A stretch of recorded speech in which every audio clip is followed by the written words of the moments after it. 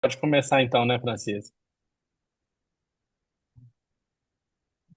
Podemos. Bom dia a todas e a todos. Em nome do Legal Fronts Institute, da Justus Liebig Universität em Gießen, na Alemanha, o Hospital Israelita Albert Einstein, eu tenho a satisfação de dar início ao nosso último encontro do ano do Núcleo de Saúde Digital e, de alguma forma, também antecipando já os projetos que a gente está estruturando para o próximo ano.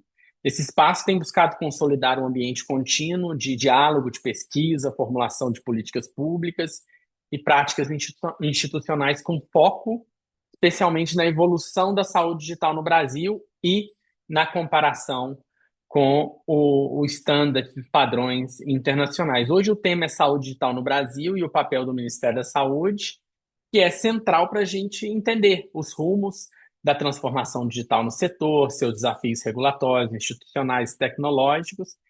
E é uma honra receber mais uma vez aqui no Legal Fronts, que já tivemos diversos outros encontros, por exemplo, no CPDP Latam, no Rio, em seminários de neurodireitos na USP, e cuja participação sempre enriquece nossos debates. A nossa convidada, quem eu gostaria de dar boas-vindas, é a Adriana Macedo Marques, coordenadora geral de demandas de órgãos externos de informação e saúde digital da Secretaria de Informação e Saúde Digital no Ministério da Saúde, bem como encarregada pelo tratamento de dados pessoais no Ministério da Saúde. Além disso, né, dessa atividade já bem atribulada e com grande responsabilidade, a Adriana é procuradora da Fazenda Nacional desde 2007, mestre em administração pública pela FGV e possui formações complementares em direito público, tributário, administração pública, com destacada atuação na interface entre governo digital, proteção de dados e saúde pública. E antes de iniciarmos a sua exposição, Adriana, gostaria de apresentar brevemente o Núcleo de Saúde Digital. A gente tem um grupo que a gente acabou de selecionar de pesquisadores, de formado por profissões todos altamente qualificados, mas de diferentes regiões do país, com atuação em medicina, direito, políticas públicas, ciência de dados, administração e tecnologias da saúde. O núcleo reúne também pesquisadores experientes, com produção acadêmica consistente e forte inserção institucional e internacional, o que nos permite manter também um ambiente de debate técnico de alto nível e desenvolver análises comparadas entre Brasil, Europa e o mundo sobre a regulação, inovação e governança da saúde digital. Eu agradeço desde já por sua disponibilidade, Adriana, em retornar aqui no Legal Fronts, agora no nosso núcleo, e compartilhar conosco a sua visão, seus conhecimentos e a estratégia brasileira hoje em curso sobre a saúde digital. Adriana, é um prazer, como eu disse, recebê-la e a palavra está com você.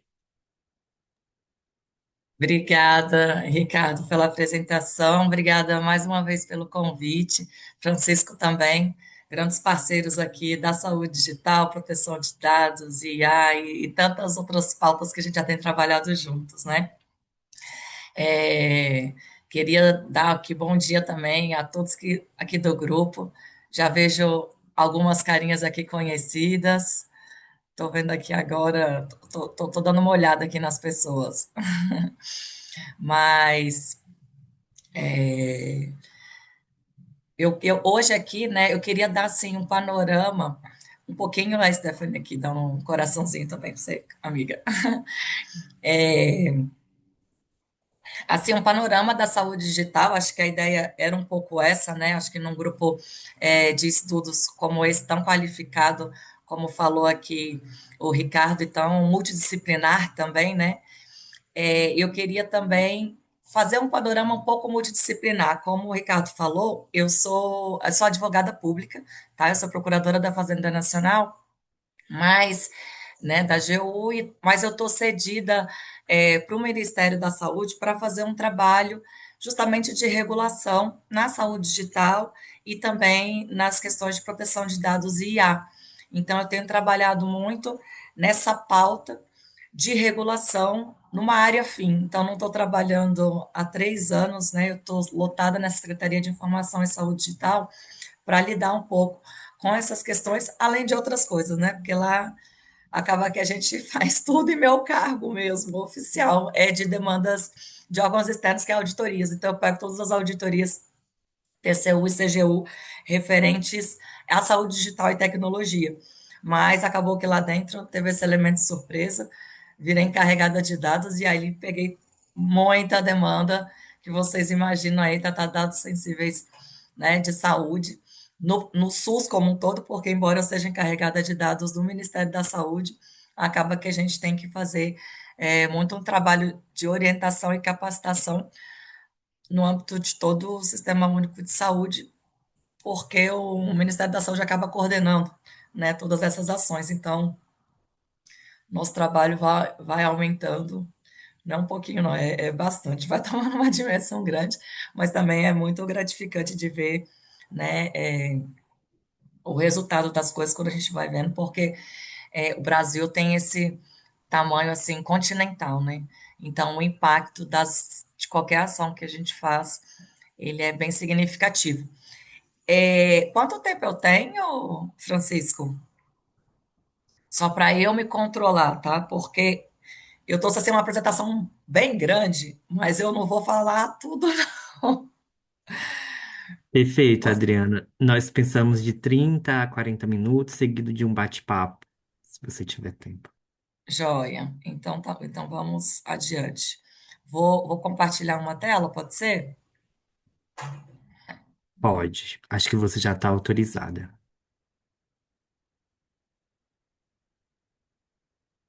Eu não estou vendo. Deixa eu ver se eu vejo aqui nos três pontinhos. Será que eu entro de novo? Ah, não, share. Apareceu aqui agora.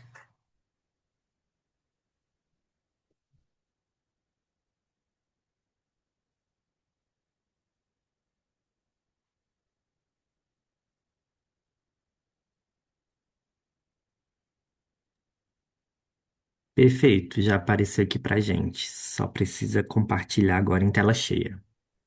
Deu certo? Ou De- apareceu a outra tela? Apareceu a tela inicial do PowerPoint, mas dá pra Mas, ver de mas, boa. mas tá certo, né? Não tá aquela de apresentação, não.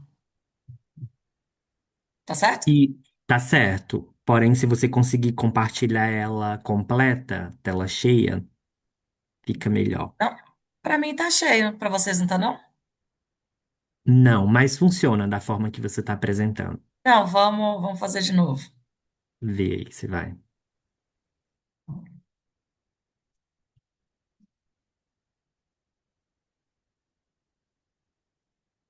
Deu? Agora sim, tá ótimo em tela cheia. Pronto.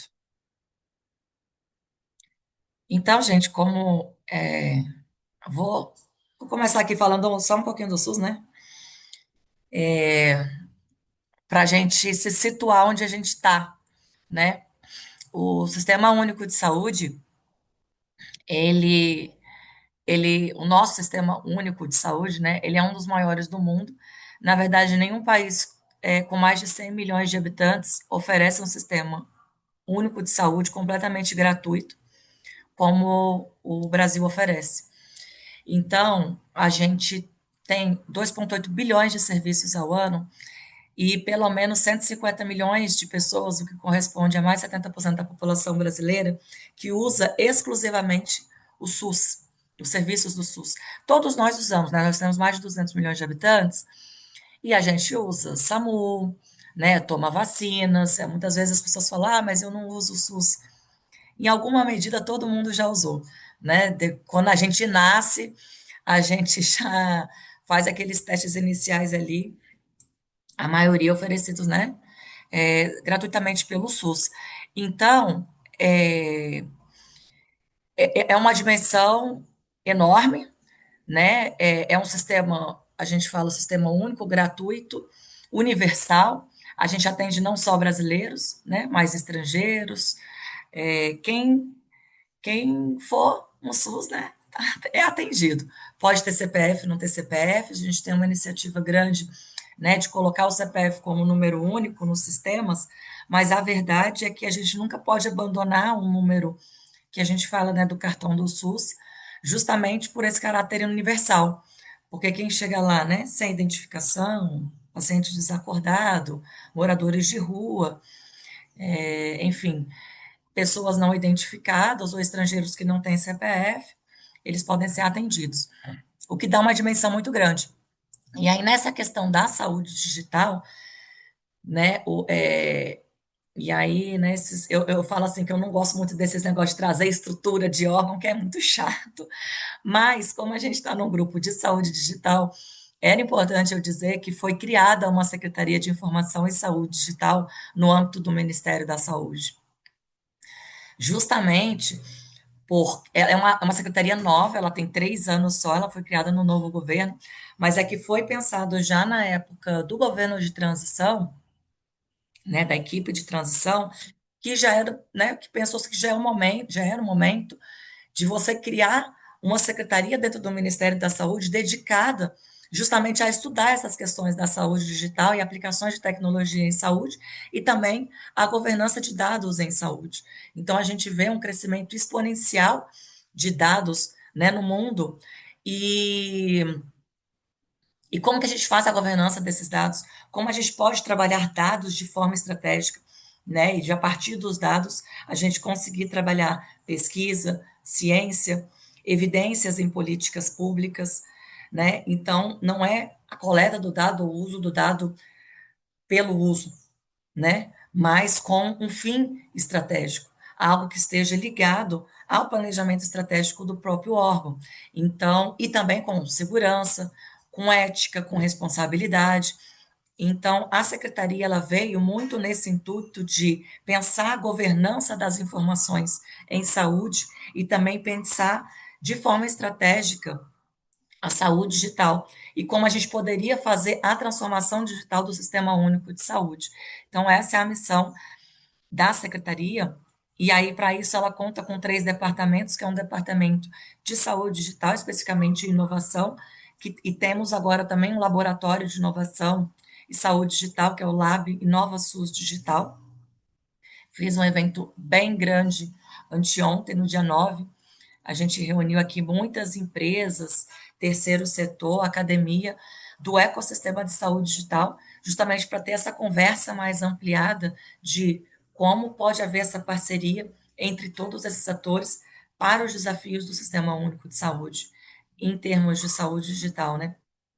Tem o DataSUS, que é o Departamento de Informação e Informática do Sistema Único de Saúde, que é assim, a nossa grande área de TI, e tem um departamento que trata justamente dessa produção de informações estratégicas, de como a gente pode monitorar e avaliar políticas públicas e também disseminar informações estratégicas em saúde para a população em geral, em forma de dados abertos ou em forma de painéis informativos, né? Então, é uma área que trata os dados para produzir informação e conhecimento.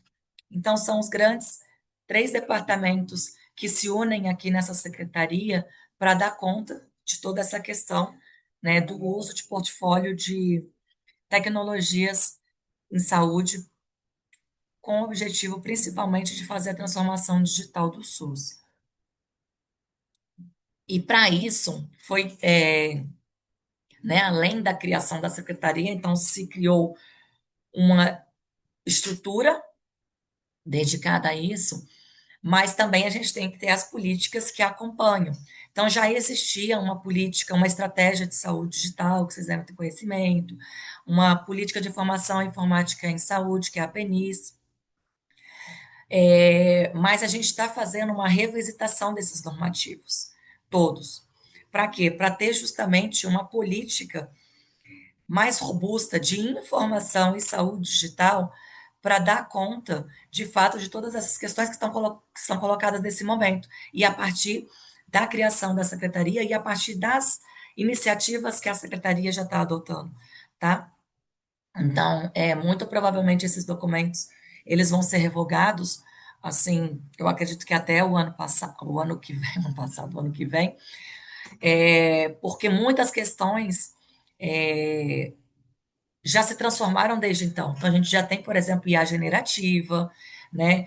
A gente teve um boom de uso muito grande de inteligência artificial em saúde nos últimos anos, que tem trazido muitos benefícios, mas que também é necessário que a gente pense grandes riscos, né? A, a, a inteligência artificial, ela é uma tecnologia muito disruptiva, e justamente por ela trazer e ter o potencial de trazer tantas disrupções, é que a gente também tem que pensar nos riscos envolvidos a isso, principalmente quando a gente está falando de saúde, já que o impacto é muito significativo, né? É a vida das pessoas, são direitos fundamentais que estão envolvidos. Então, os impactos em direitos fundamentais, quando a gente usa tecnologias em saúde, eles também são grandes, seja para o bem e como para o mal. Então, a gente tem que pensar direitinho em como a gente faz uma transformação digital ética, responsável, segura e crítica, né, para que a gente esteja sempre pensando e refletindo os resultados dessas ações.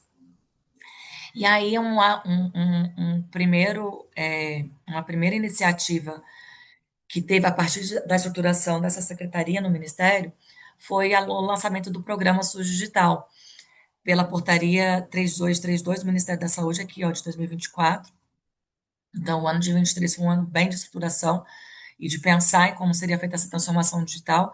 O ano de 24 foi, de fato, lançar esse programa com todas as diretrizes, princípios, eixos de atuação. Então, também convido vocês a darem uma olhada nessa portaria.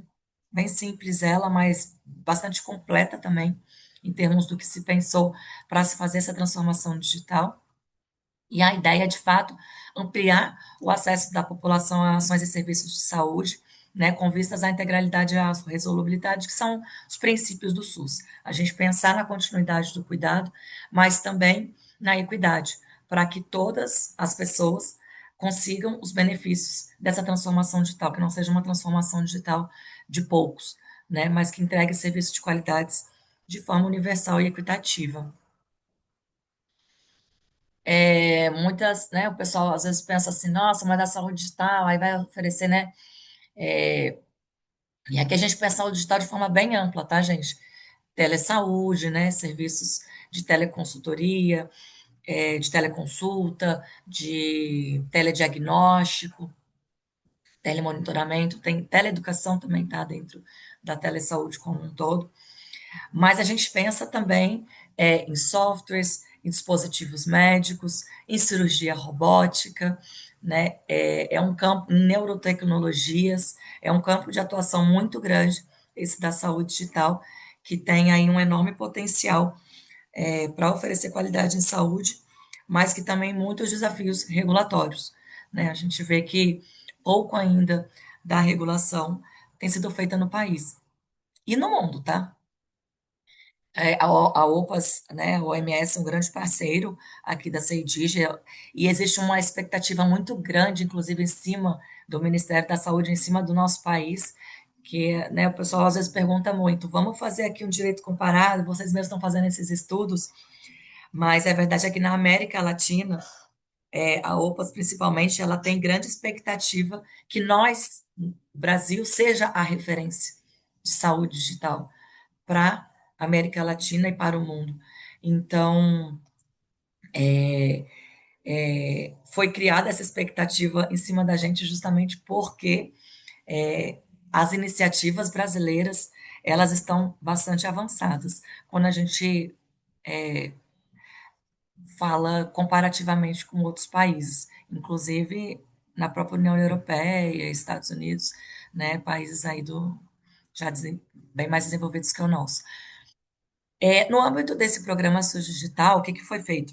Foi pensado, né, um planejamento que os estados e municípios pudessem fazer os seus planos de transformação em saúde digital a partir de recursos vindos aqui do Ministério.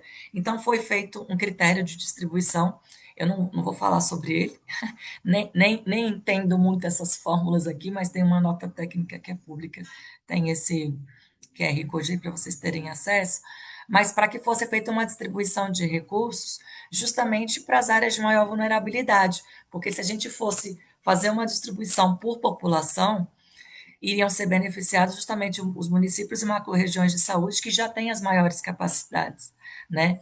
Então, foi feito um estudo mesmo por uma dessas áreas internas aqui da secretaria, para que os municípios que tivessem uma vulnerabilidade social mais alta recebessem um maior aporte. 100% dos municípios e estados brasileiros aderiram ao programa, então já é um montante de 464 milhões de reais de recursos é, distribuídos. Opa, gente, eu acho que agora vendo aqui que eu estou compartilhando a apresentação errada, porque eu tinha apagado esse negocinho aqui, mas não tem problema não. Esse decreto que saiu aqui em cima. Mas vamos adiante. Talvez eu tenha me enganado. É, e para fazer essa transformação digital, partiu-se, né, como que se pensou? Bom, a gente vai dar os recursos, está distribuindo esses recursos de forma equitativa.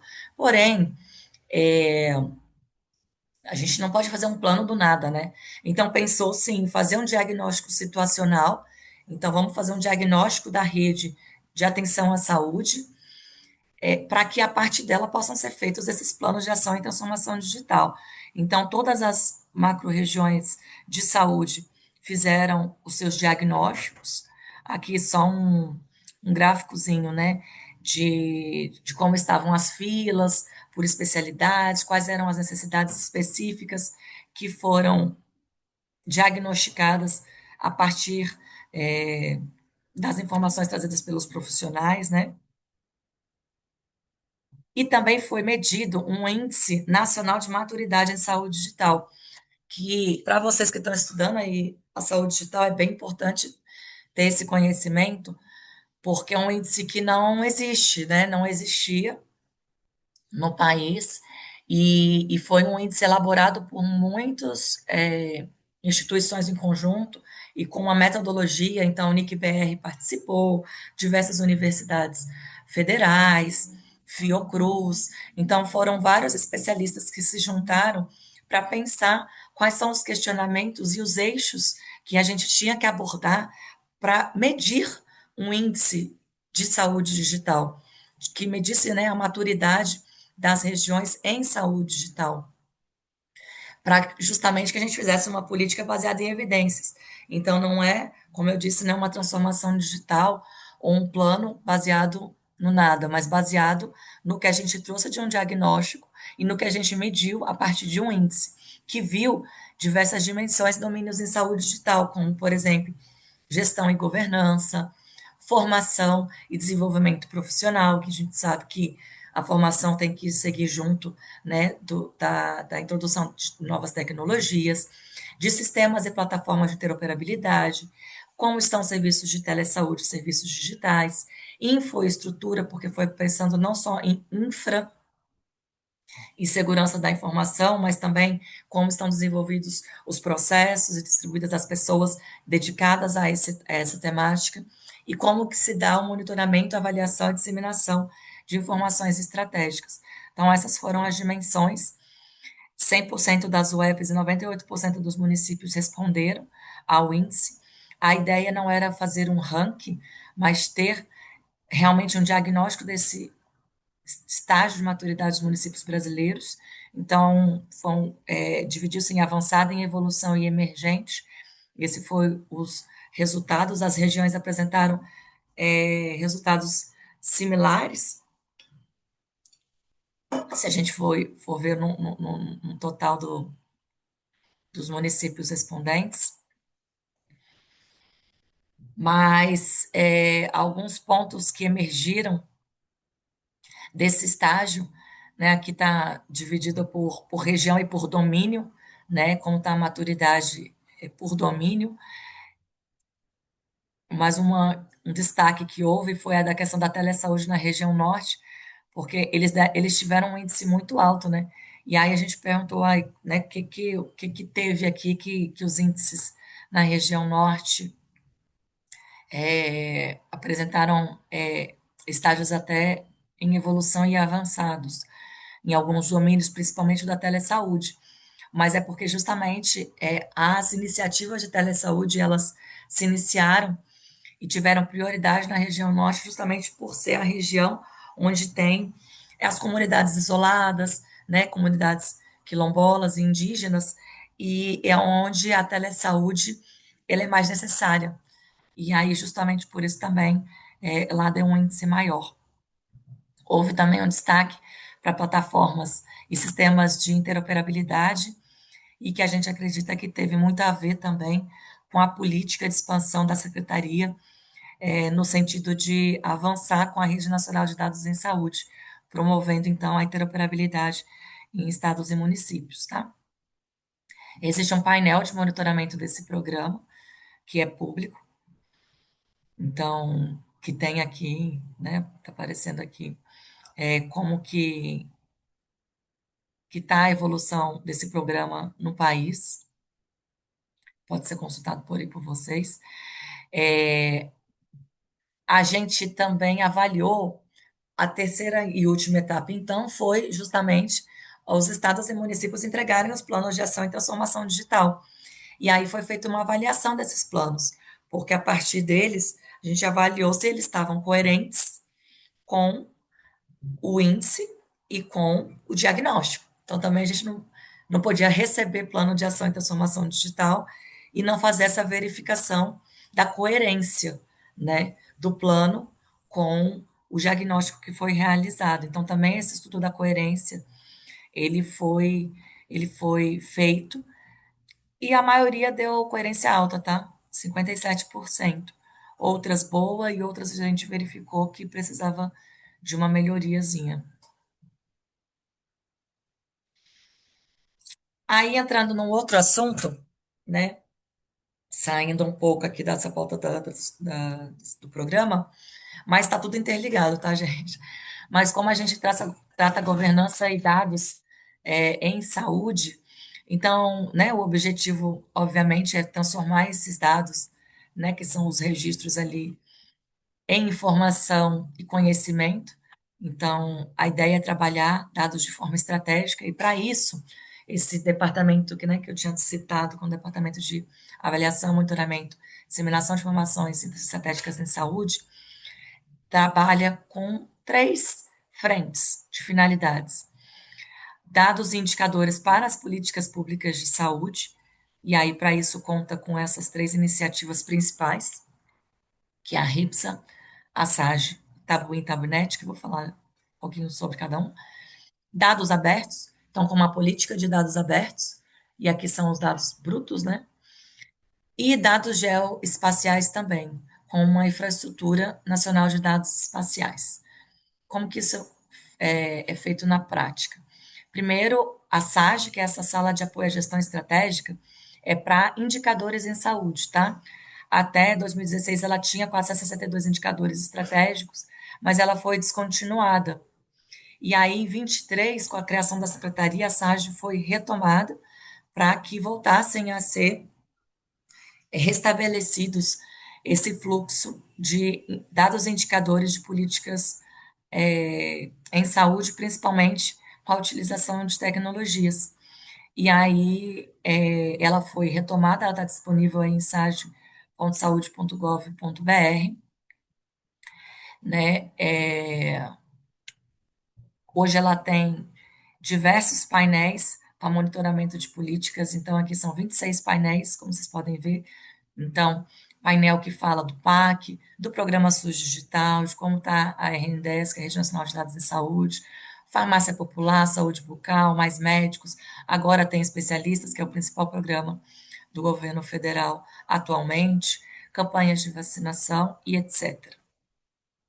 Então, é um acompanhamento em tempo real, tá? Os dados vão entrando e os painéis são dinâmicos. Existe também a rede interagencial de informações para a saúde, que é a RIPSA, que também foi retomada a partir de 23, foi reativada em 23. Ela é coordenada pelo Ministério da Saúde, OPAS, CONAS e CONASEMS. Não sei se você sabe, né? CONAS e CONASEMS são as representações aí de estados e municípios no âmbito da gestão tripartite do SUS, né? O SUS ele tem uma gestão tripartite, compondo então uma rede descentralizada que tem o âmbito federal, estadual e municipal.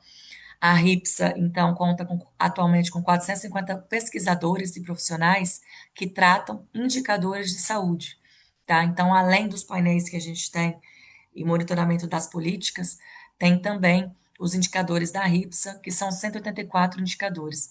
Então, aí, bastante número de informação para serem trabalhados aí também por vocês, que são os pesquisadores aqui da saúde digital.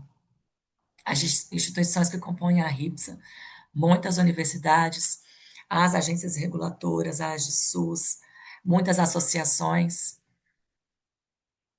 da sociedade civil, TabWin e TabNet. O que são isso? São painéis para monitoramento de dados em saúde. E aqui um pouco também para controle social, interfaces modernas, relacionamentos que possam ser realizados pelo próprio usuário, tá? Então, como exemplo, né, a gente pode pegar lá, sei lá, dados.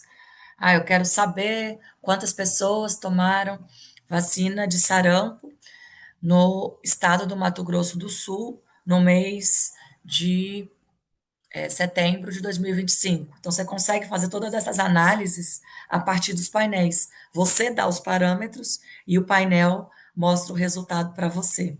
Bem, bem interessante, tá? A gente, como eu falei, tem um plano de dados abertos, então,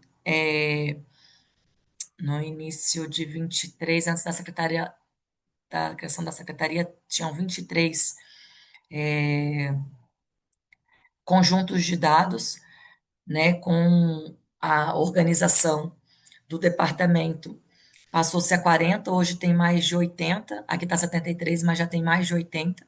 Inclusive, o Ministério da Saúde ganhou um prêmio, até da CGU, por conta do seu plano de dados abertos, um plano bastante robusto, construído de forma muito colaborativa com a sociedade civil, com os especialistas, tá? E o projetado para 2026 é que tenha 113 datasets. Então, hoje, a gente saiu de um cenário de 23 bases em 2023, para um cenário de mais de 80 bases agora, com um planejamento de 113 bases para o ano que vem.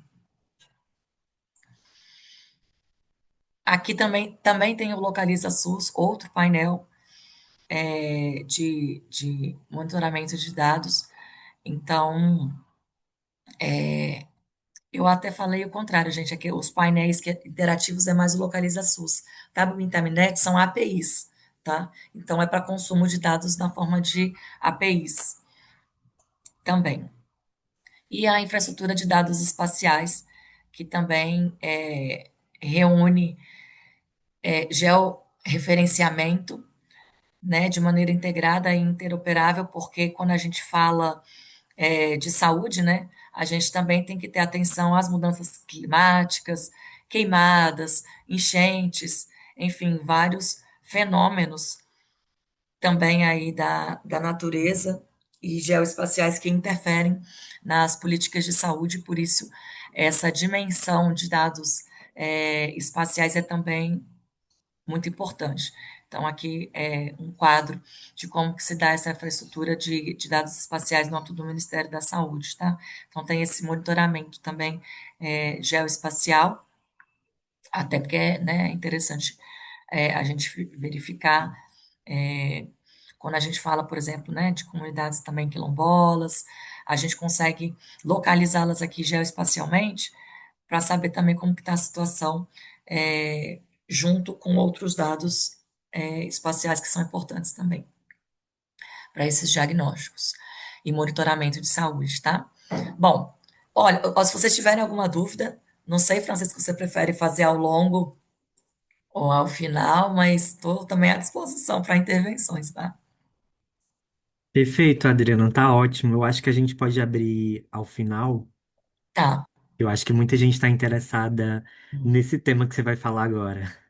Ah, ótimo. Bom saber, que aí eu puxo também o gancho para cá. Bom, inteligência artificial em saúde, a gente faz parte, né, do Plano Brasileiro de Inteligência Artificial, não a gente só enquanto Ministério da Saúde, nós colocamos as ações aqui, mas colocamos ações para o SUS como um todo e iniciativas que estão sendo feitas não só diretamente pelo Ministério, mas também por universidades, por outras secretarias do Ministério, então, parcerias que existem aí de projetos de inteligência artificial em saúde. São 8 projetos que constam lá de ações de impacto imediato, 3 deles sendo desenvolvidos diretamente dentro aqui da Secretaria de Informação e Saúde Digital, tá? Que é a CEDIG, por esse departamento de que trata todos esses dados, né, que eu estava falando. Uma delas é uma IA para suporte a decisões de compra de medicamentos no SUS, e que visa aí otimizar as decisões em compras governamentais de medicamentos desse componente especializado do departamento, né, de assistência farmacêutica, que é o DAF, que é um grande departamento que trata da questão do suprimento de medicamentos logísticos aí no âmbito de todo o Sistema Único de Saúde, tá? Obviamente, em conjunto ali com estados e municípios. E a ideia aqui é justamente para que a gente tenha uma inteligência artificial para fazer uma compra mais é, efetiva desses medicamentos, para que não sobre, né? A gente não tenha desperdício e para que também não falte. Então, é você ter evidências preditivas que baseiam-se não apenas num histórico, né, num histórico de compras, porque, né, usualmente é feito com base na série histórica. O que que se compra muito em janeiro, fevereiro, março, tem, né, porque a gente tem as épocas de chuva, épocas de calor, então tem épocas em que você tem mais gripe, né, que tem as doenças sazonais. Então, os medicamentos também são comprados de acordo com essas demandas. Mas quando a gente tem uma IA para ajudar na compra de medicamentos, a gente consegue se basear em outras evidências que não são somente evidências de séries históricas de compras, mas também, por exemplo, evidências preditivas, né, mudanças climáticas, que podem fazer com que tenha uma demanda diferenciada de medicamentos. Já tá numa etapa aí de testes e validação desse modelo, tá? A gente também tem uma IA para suporte de gestão de processos de judicialização, né? Não sei se talvez vocês tenham conhecimento disso, mas de fato existe uma grande demanda por medicamentos e procedimentos de alto custo no âmbito do Sistema Único de Saúde, e isso, obviamente, que desregula toda a programação orçamentária, porque quando a gente fala de procedimentos e medicamentos de alto custo, são altíssimo custo mesmo, né?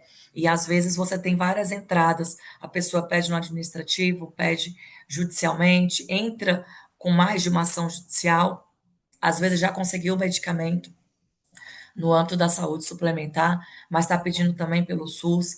E aí a ideia de quando a gente fala de uma inteligência artificial, de um aprendizado de máquina para suporte à gestão de processos de judicialização, é justamente para prevenir litígios e aprimorar a gestão desses processos, né? Melhorando, inclusive, o planejamento e gestão de compras desses medicamentos para que não tenha um impacto ali orçamentário tão significativo e que comprometa o próprio suprimento de outros medicamentos de baixo custo, porque o dinheiro é um só, né? Então, se você direciona aqui para um alto custo, você está tirando de outro lugar também. Então, a ideia é que se possa fazer uma melhor gestão desses processos. Também já teve uma prova de conceito e já estamos com um protótipo validado, inclusive, para que a gente coloque esse sistema em produção. Uma outra IA que eu queria citar é para detecção de anomalias, tá? Nos procedimentos hospitalares e ambulatoriais. O que que seria isso? Um projeto que visa identificar padrões anormais em faturamentos, em procedimentos, para detectar e prevenir fraudes e irregularidades.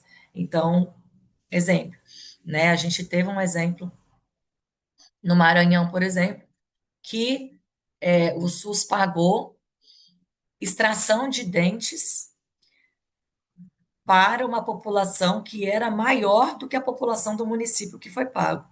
Então, assim, em tese, todas as pessoas do município ficaram sem dentes, de tanto dente que foi extraído, inclusive de crianças que nem dente tinha, né? Ou eram dentes de leite. Então, é você falar que você extraiu 115 dentes da boca de uma pessoa só. Isso é muito facilmente detectado por uma inteligência artificial, né? Então, e são questões que eu estou falando verídicas, né? Aconteceu realmente essa fraude, por exemplo, no município do Maranhão, né? Gravidez em criança, enfim, que pode haver, né? Inclusive, infelizmente. Mas você detectar, às vezes, determinado, por exemplo, o caso do menino Benício, né? Que infelizmente veio a falecer porque foi injetada adrenalina nele de forma incorreta. Então, uma inteligência artificial desse porte, ela pode detectar muito facilmente, opa, houve aqui uma prescrição incorreta ou não usual. Verifique por gentileza, né? Então, isso ajuda também os profissionais de saúde a detectarem, eventualmente, quando houve uma prescrição, por exemplo, que está saindo do padrão, como, por exemplo, nesse caso, uma injeção de adrenalina numa criança. Não é o procedimento usual, né? Então, você consegue detectar ali possíveis irregularidades, evitando fraudes e também erros, tá?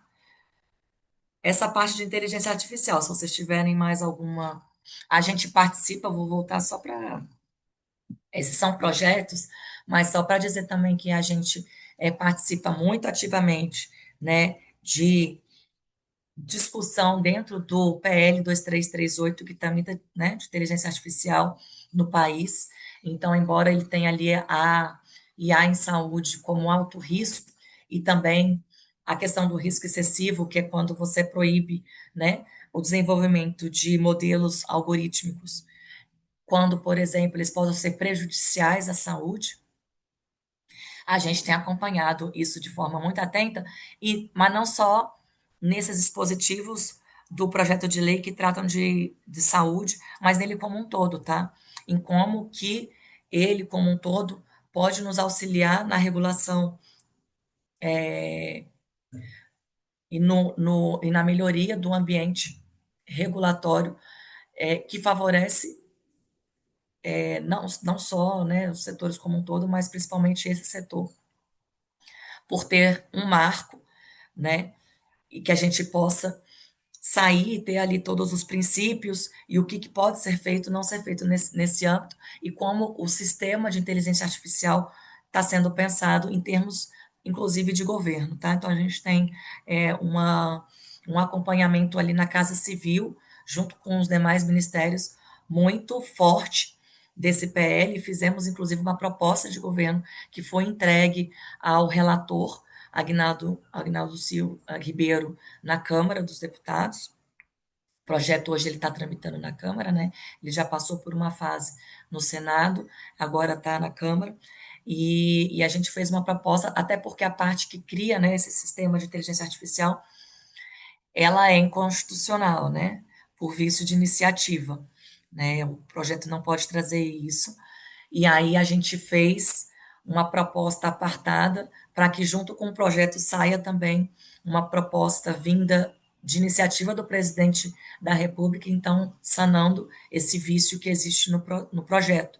Tá? Então, a gente está tramitando junto ali, fazendo essa articulação dessa agenda junto com o deputado relator, justamente para que quando venha a sair o veto, ou se essa parte for retirada do PL, a gente já tenha junto um PL tramitando de iniciativa do presidente da República, né, porque a Constituição determina nesse sentido, A administração pública, ela tem que ser feita, qualquer alteração de estrutura na administração pública tem que ser de iniciativa do presidente da República.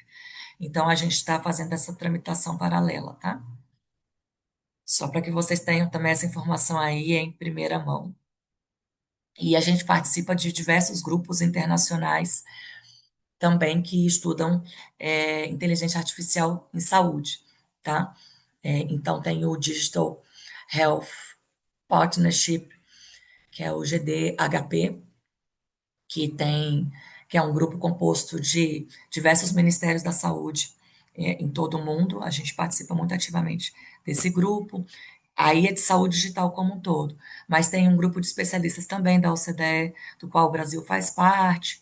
A gente participou muito ativamente e coordenou, na verdade, os grupos de trabalho em inteligência artificial em saúde no BRICS e no G20. Então, diversas iniciativas aí, também no âmbito internacional, que a gente participa e coordena em termos de inteligência artificial em saúde.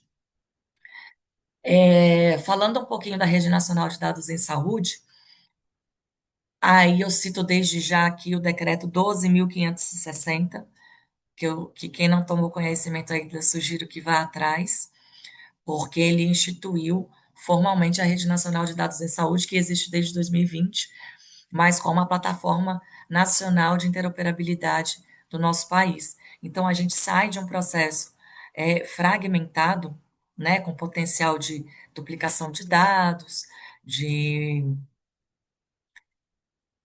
entradas não muito de qualidade, né, para um processo, então, integrado, em que a gente tem maior eficiência e continuidade no cuidado, porque eu consigo ter num só local a visão completa da jornada de um cidadão. Então, se ele toma uma vacina, por exemplo, da dengue numa rede privada, uma vacina de gripe numa UBS, tem um atendimento numa UPA no Goiás e tomou essa vacina, vamos supor, em Salvador, e faz um exame laboratorial no SEIBM, rede privada, e tem um atendimento num oncológico, num plano de saúde, eu consigo ter isso tudo aqui de forma integrada. Então, aqui tem saúde suplementar, tem laboratórios privados, tem rede do próprio SUS, que não é integrada, né? Porque a gente tem essa gestão que é separada, secretarias municipais e estaduais de saúde descentralizadas, mas a gente consegue num só lugar ter acesso a todos esses dados, tá? Hoje, a RNDS ela tem mais de 3,1 bilhões de registros em saúde, então ela nasceu num ambiente de Covid, né? Ela nasceu até por conta da Covid, e por isso o maior número de dados dela é inclusive de imunobiológicos, como a gente pode ver aqui, 1,5 bilhões de registros de vacina, porque ela iniciou com vacina de Covid e com exames laboratoriais também de Covid, tá? Então, por isso que também é grande o número de registros de exames laboratoriais, porque ela foi a entrada dela inicial foi por aí, tá? E isso, como eu disse, sejam exames realizados na rede pública como na rede privada. E como é que esses dados entram aqui, tá, gente? É feito um modelo informacional, existe um modelo de informação e um modelo computacional que é divulgado por portaria. Então, por exemplo, eu tenho um modelo de informação do atestado médico odontológico, de atestados. Isso aqui, por exemplo, é uma iniciativa muito interessante, porque eu posso enviar esses atestados para o INSS para concessão imediata de benefícios assistenciais, quando, por exemplo, a pessoa vai atrás de um auxílio-doença, uma aposentadoria por invalidez, né, um afastamento por condição de saúde, a gente pode fazer essa, esse compartilhamento de dados para fins de prestação de serviços, né? Também no âmbito previdenciário, então não só de saúde. Então, o benefício aqui é completo para o cidadão, né? Várias outras políticas públicas integradas. Então, parte-se desse modelo informacional, e aí os dados, quem vai aderindo, vão entrando. Não necessariamente é obrigatório, tá? Alguns são, os dados assistenciais, a lei determina que eles entrem aqui, mas outros dados não. E aí também tem um projeto de retornar esses dados para o município e para os estados, porque a coleta dos dados ela é feita, né, pelas secretarias municipais e estaduais de saúde, então é pelo postinho, é lá na ponta. Então foi feita essa entrada, a gente faz um enriquecimento do dado, né, para evitar e verificar duplicidades, então a gente também verifica a integridade dos dados e faz essa devolução para que, por exemplo, o Estado, vamos supor, o Estado da Bahia, ele tenha toda a visão dos dados dos seus municípios, porque os sistemas não são integrados, né? Mas os dados sobem para cá, e aí, a partir dessa devolução, eles conseguem ter uma visibilidade de como está, né, os dados nos seus estados e nos seus próprios municípios também, tá? Então, isso está em projeto piloto. São 8 estados piloto, né, o intuito é que chegue nas 27 unidades federativas. Então, a gente está começando com os estados, para depois ir para o nível de município, tá? A saúde suplementar entrou na RNDS, então, com a entrada dela, a gente vai duplicar a quantidade de dados. Já duplicou, né? Então, a gente passou de 3,1 bilhões para 6 bilhões de dados de registros em saúde.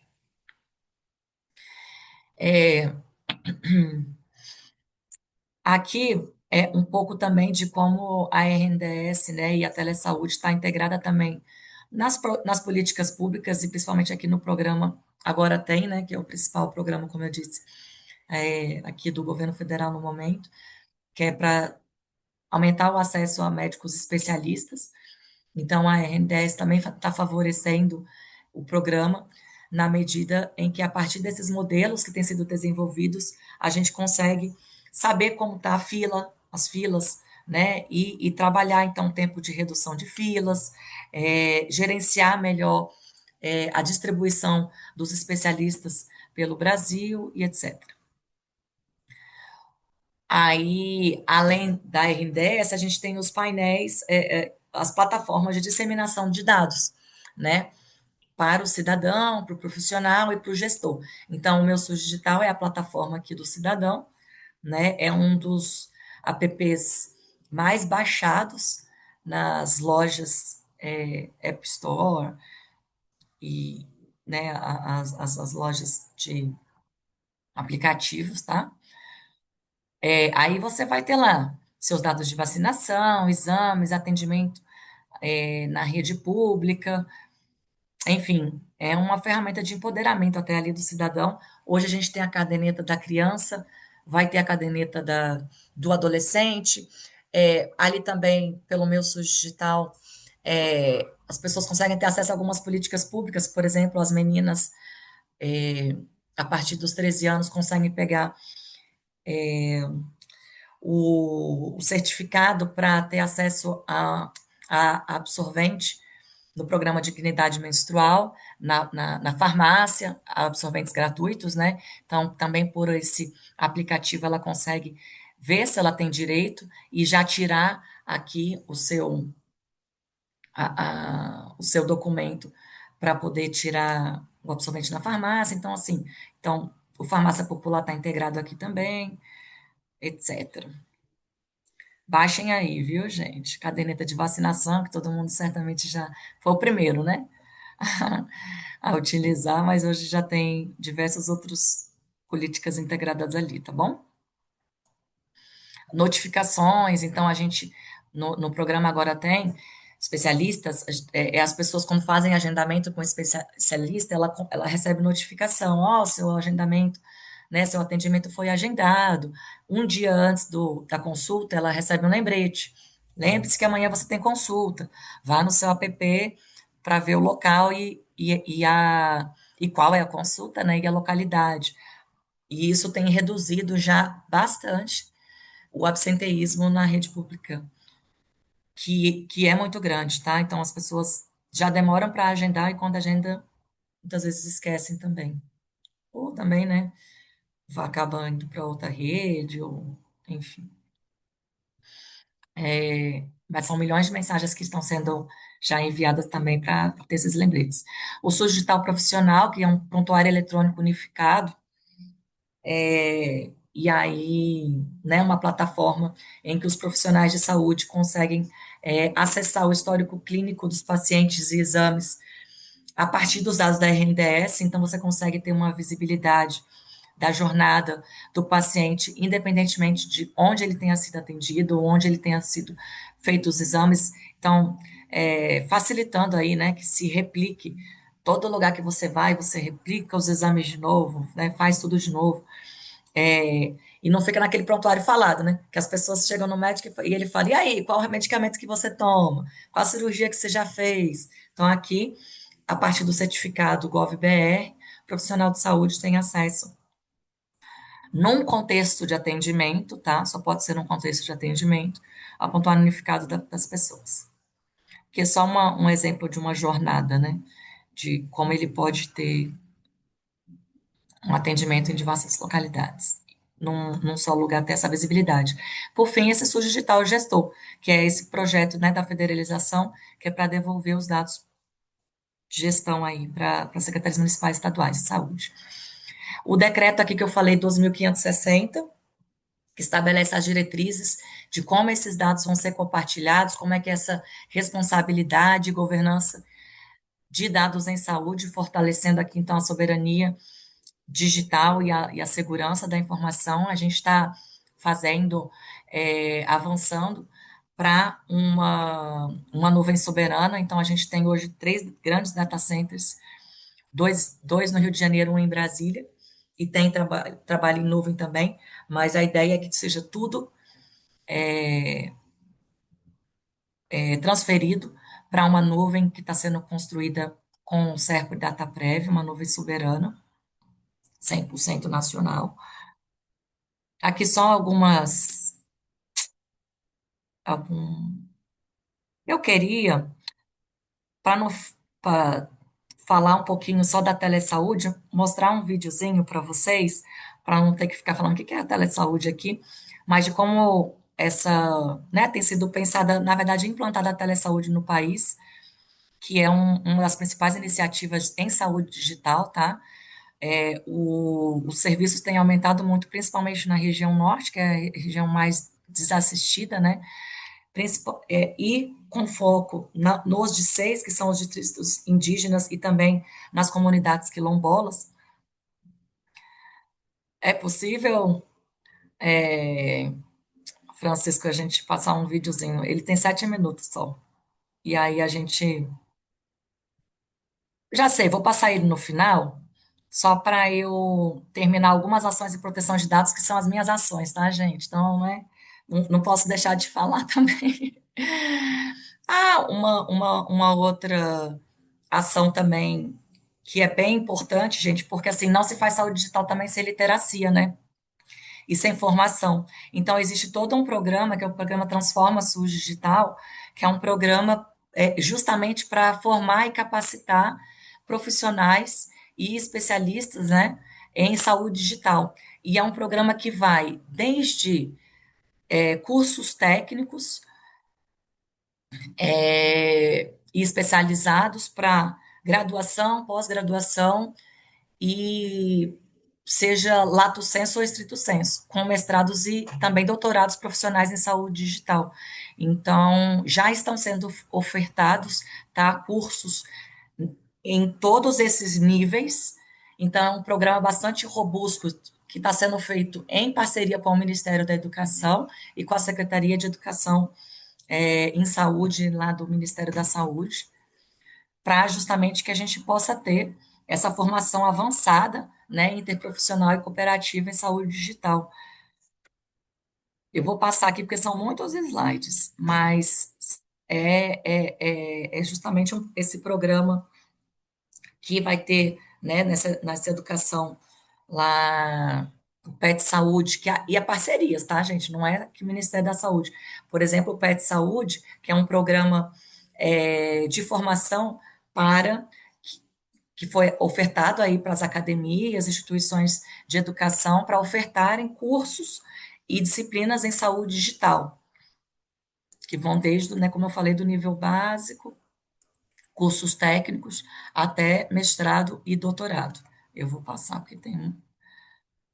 Depois eu posso compartilhar com vocês essa apresentação, tá? Então, aqui, ó, extensão, qualificação, especialização, mestrado, doutorado, etc. Já foram ofertados, ó, 34 cursos de extensão, em todas essas matérias aqui, 3 cursos de atualização e aperfeiçoamento, mais de 1.300 pessoas capacitadas. Então, não está só no papel, não, tá? A gente está trabalhando isso aqui de forma muito forte, porque não adianta vir a saúde digital e a gente não ter os profissionais capacitados nela, né? 91, ó, projetos nessa categoria administrativa aqui das IES, né, que são instituições de ensino superior, enfim, deixa eu passar. Mais de 3,9 bilhões de reais já investidos em capacitação, isso é muito, muito relevante. Cursos de pós-graduação, mestrado, 2 cursos de mestrado profissional e 2 de doutorado. Então, uma capacitação aí bem forte, que a gente está pensando em literacia e cultura, né, em saúde digital. Por fim, algumas ações que a gente está fazendo também em parceria com a AGU, com o Laborica, o Laboratório de Inovação da AGU, principalmente com as compras públicas de inovação, né? E que são muito relevantes para que a gente tenha segurança jurídica também nessas compras e dê segurança para os gestores. Então, esse é o evento que a gente fez do Laboratório InovaSUS, agora no dia 9. Algumas ações em capacitação de LGPD, a gente faz, né? Fez no aniversário da LGPD, construiu um site não, uma página de LGPD no site do Ministério da Saúde, para a gente ter ali transparência no compartilhamento de dados, né, os dados do encarregado, como que a gente trata os dados em saúde, alguns relatórios de impacto que a gente tem feito aqui dentro, para sistemas mais críticos, principalmente. Estou trabalhando em umas versões públicas dele para serem publicizadas, porque eles são restritos, né? A gente tem uma atuação no CNPD direta, então a gente é membro do Conselho Nacional de Proteção de Dados. A Estela, né, secretária Estela Haddad tem cadeira lá e eu sou suplente. Enfim, um outro colegiado aqui que a gente também trabalha LGPD. Já fizemos 2 jornadas em proteção de dados, foi bem interessante. A proteção de dados, né, e segurança da informação é um eixo fundamental ali da transformação digital do SUS. Então, só para vocês saberem também que isso anda casado, tá? Estão gravadas essas jornadas no canal do DataSUS no YouTube, também, bem como esse seminário de inteligência artificial que a gente fez em setembro. Bem interessante, quem quiser entrar lá, a gente chamou aqui, né, o pessoal do parlamento, o Agnaldo Ribeiro estava lá, o senador Eduardo Gomes participou. A gente está formando uma rede de encarregados de dados no âmbito do sistema de saúde também. E agora, nos dias 21 e 22 de janeiro, já ficou o convite aqui para vocês, a gente vai lançar essa rede e vai também fazer a nossa terceira jornada. Então, aproveitando que ali no dia 28, né, é o Dia Internacional da Proteção de Dados, é 28, é 27, 28, né? Aí a gente vai, para não concorrer com os outros eventos, vai antecipar um pouquinho. Estão todos desde já convidados. Já falei desses eventos internacionais. Existe uma política, eu não vou falar sobre ela, mas só para vocês saberem que tem um decreto em consulta, que foi para consulta pública em governança e compartilhamento de dados, tá? Então, a gente vai alterar muita coisa aí no âmbito do compartilhamento de dados, no âmbito da administração pública federal. Convido vocês a visualizarem a minuta.